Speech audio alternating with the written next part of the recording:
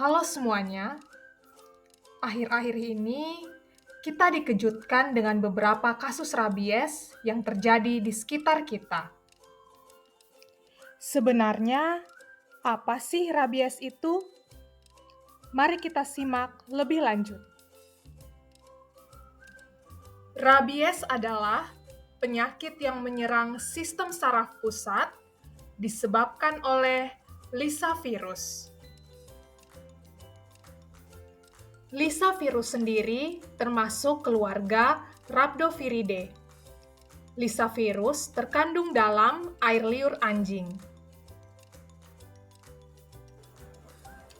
Berikut adalah peta yang menunjukkan persebaran kasus rabies di seluruh dunia. Rabies tersebar di lebih dari 150 negara, dan terjadi lebih dari 55.000 kematian setiap tahun akibat rabies. Sebagian besar kasus terjadi di benua Asia dan Afrika, dan 40% dari total kasus terjadi di bawah usia 15 tahun.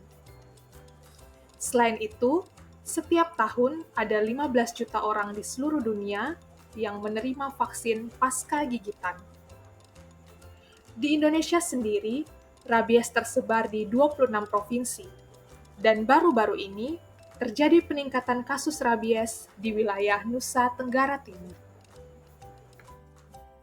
Lalu, bagaimanakah penularan rabies? 98% kasus rabies ditularkan oleh anjing. Sementara itu, sebanyak 2% ditularkan oleh kucing atau kera. Virus rabies dapat ditularkan oleh anjing ke manusia, biasanya melalui gigitan, cakaran, atau jilatan anjing pada luka terbuka. Masa inkubasi virus rabies atau periode waktu yang diperlukan hingga gejala muncul pada manusia berkisar antara 2 minggu hingga 2 tahun. Sedangkan masa inkubasi pada hewan berkisar antara 2 sampai 8 minggu. Lalu, apa saja gejala yang muncul pada pasien yang terinfeksi rabies?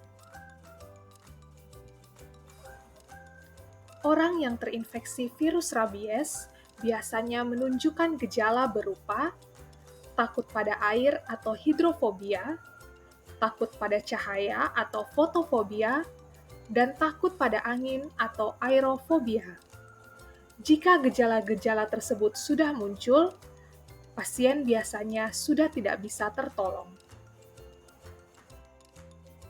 Sementara itu, hewan yang terinfeksi rabies akan menunjukkan gejala berupa mulut terbuka dengan air liur berlebihan, suara parau, bersembunyi di tempat gelap, tidak menurut, menyerang dan menggigit apa saja, lari tanpa arah, kejang-kejang disusul kelumpuhan, serta akan mati dalam 4-7 hari. Jika digigit anjing, kita perlu melakukan langkah-langkah pertolongan pertama untuk mencegah penyebaran virus rabies. Adapun langkah-langkah pertolongan pertama yang dapat kita lakukan antara lain, yang pertama, gunakan sarung tangan karet atau plastik. Kedua, cuci luka dengan air mengalir. Selanjutnya, luka dapat dicuci dengan sabun atau deterjen, baik sabun cair maupun sabun batang. Cuci luka dengan gerakan searah secara berulang selama 15 menit. Setelah itu, berikan antiseptik pada luka. Setelah melakukan langkah-langkah pertolongan pertama, segeralah datang ke fasilitas kesehatan terdekat untuk mendapatkan vaksin antirabies atau vaksin antirabies dan serum antirabies sesuai indikasi, serta untuk melakukan perawatan luka lebih lanjut. Nah, sekarang sudah lebih paham kan tentang rabies? Semoga video ini bermanfaat.